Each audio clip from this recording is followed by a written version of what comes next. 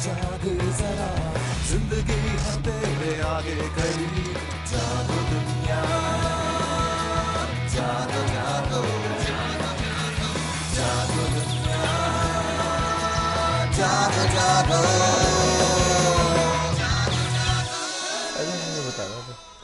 Okay जी, अस्सलाम वालेकुम, खुश आमदीद and a very good morning to all of you. क्या हाल चाल है पाकिस्तान?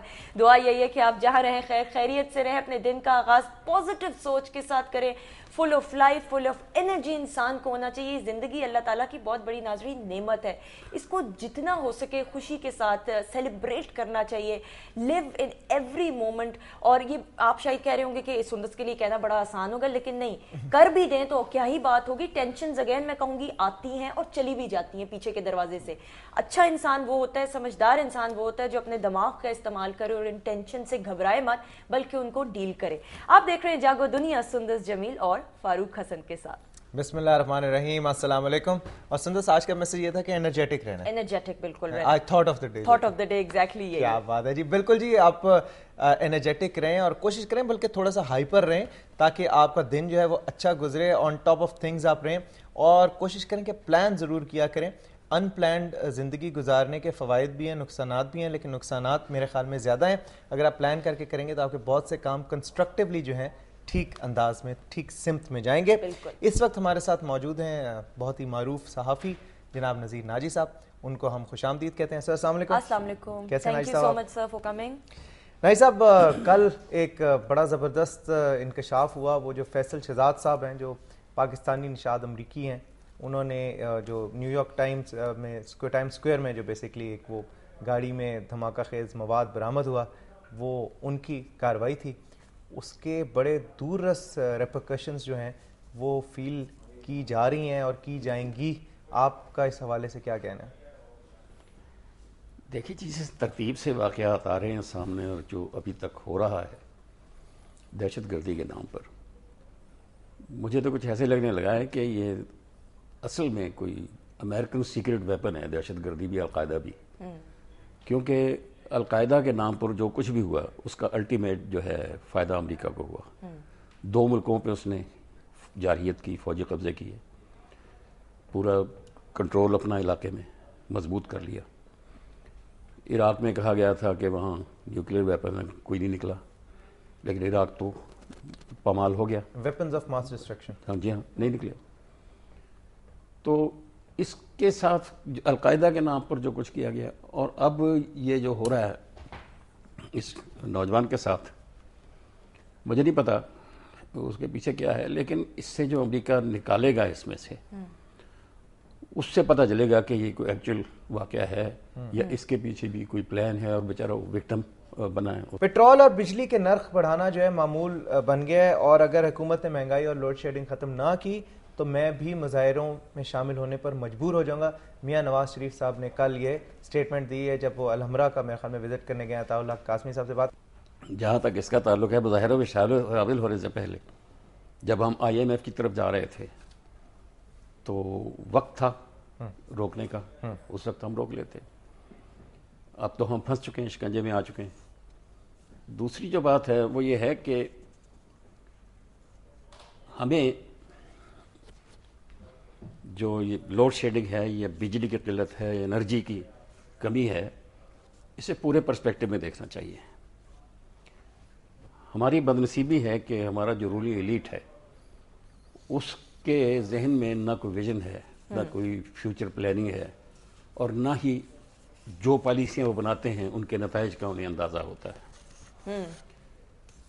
तो बुनियादी बात जो मैंने पहले भी एक जगह कही है वो ये है कि पाकिस्तान को इंपोर्टेड एनर्जी के चुंगल से निकले बगैर ना हमारी लोड शेडिंग ख़त्म हो सकती, ना हमारे महंगाई ख़त्म हो सकती, और ना हम ये जो बैरूनी पॉलिसियाँ हमें डिक्टेट की जाती हैं, ना हम उस चुंगल से निकल सकते हैं। आपका इशारा RPPs की तरफ, रेंटल पावर प्रोजेक्ट्स की तरफ? वो तो अभी आएंगे। जो अभी मौजूद है, देखिए इस वक्त पोजीशन क्या है। आप अपनी जो एनर्जी की ज़रूरियात है उसका 30% या इसके आसपास अपने ज़राए से प्रोड्यूस करते हैं, बल्कि उससे भी कम है, मेरे ख्याल 25% ही रह गया। मेरी मुराद हाइडल से है, ये है हमारा अपना जरिया। باقی پاکستان میں 3 دوسرے ذرائع موجود ہیں. پاکستان میں تھر کا کوئلہ موجود ہے, بہت بڑا ذخیرہ ہے, سینکڑوں سال تک ہم انرجی کے محتاج نہیں ہیں, لیکن ہم اسے استعمال نہیں کرتے یا کر نہیں سکتے. گیس کے کئی کنویں لاک پڑے ہوئے ہیں, کیپ ہوئے ہوئے ہیں. اگر وہ کھول کر ان کا پائپ لائن سے, مین پائپ لائن سے کر دے, 6 مہینے میں ہو سکتا ہے. کیوں لاک پڑے ہوئے ہیں نائی صاحب؟ پہلے تو تنازع چل رہا تھا, اب وہ اسٹے بھی ختم ہو گیا, اب تو ہو سکتا ہے, لیکن اس سے نہیں کر رہے.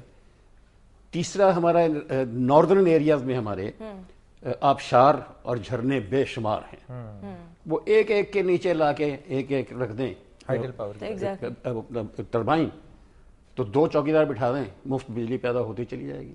تو اگر ناجی صاحب یہ اتنا ہی آسان ہے تو پھر کیوں نہیں حل نکالتے؟ مطلب مظاہروں میں تو کوئی بھی جا سکتا ہے, نواز شریف صاحب پالیسی کیوں نہیں اناؤنس کوئی کرتے ہیں, کوئی حل کیوں نہیں نکالتے؟ یہ جو میثاق جمہوریت کے تحت اب امینڈمنٹ آ گئی ہے, 18ویں ترمیم آ گئی ہے, اس کے تحت تو اپوزیشن اور حکومت ان دونوں کو مل کر ہی پالیسیز بنانا ہوتی ہیں, اور بہت سے معاملات میں ان کی کوآپریشن باقاعدہ حصہ بن گئی ہے. ٹھیک ہے, جیسے مثلا ابھی جو ہے نیب کا چیئرمین لگانا ہے تو اپوزیشن لیڈر سے اس کی کنسنٹ لیں گے, ڈسکس کریں گے, دونوں مل کے چنیں گے. ٹھیک ہے, تو یہ ایک ایشو کو نہیں دیکھنا چاہیے, دیکھنا چاہیے کہ اس کے اندر اسپرٹ کیا ہے, کہ اپوزیشن اور گورنمنٹ جہاں تک نیشنل ڈیولپمنٹ کے کام ہیں, جہاں تک نیشن کو اچھی گورننس دینے کے کام ہیں, وہ انہیں مل کر کرنا چاہیے, وہ کوئی اسٹیٹ کا مسئلہ ہے. نائی صاحب, ڈاکٹر مبشر حسن ہمارے ساتھ لائن پہ ہیں, اور یہ ہائیڈل پروجیکٹ کے حوالے سے آپ, میں چاہوں گا کہ ان سے آپ کی آواز سنیں. السلام علیکم ڈاکٹر صاحب. ڈاکٹر السلام علیکم. وعلیکم السلام.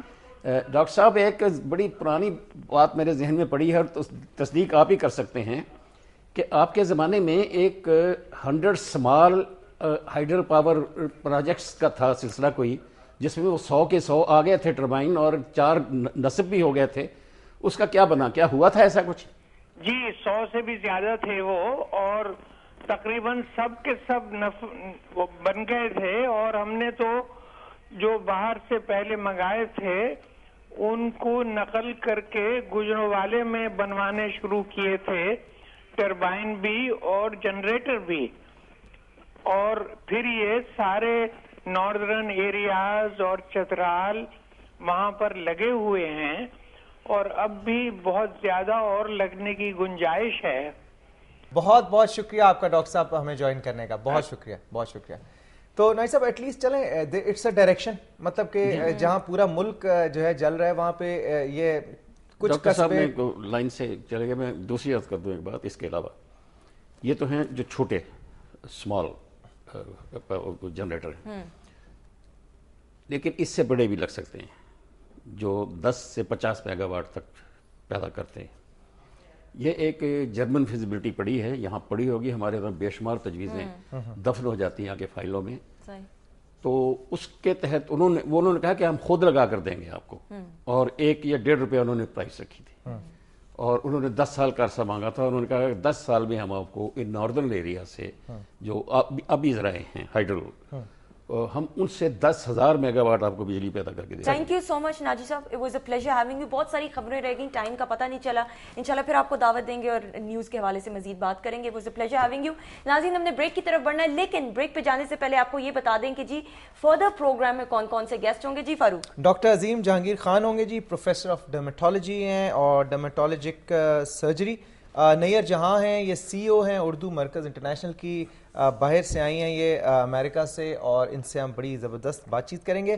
اور ہمارے ساتھ موجود ہوں گی عابدہ حمید صاحبہ, جو آج کل بہت زیادہ ان نیوز ہیں. ایک بڑا کنٹروورشل ایشو فیصل آباد میں جو پولیس ٹارچر کیس تھا, اس حوالے سے آج ان سے ہم تفصیلاً آپ کی ملاقات بھی کرائیں گے اور جانیں گے کہ اصل حقائق کیا ہے. ایگزیکٹلی. تو آپ نے کہیں نہیں جانا, اسٹے ٹیون, کیپ واچنگ جاگو دنیا. Have a nice day.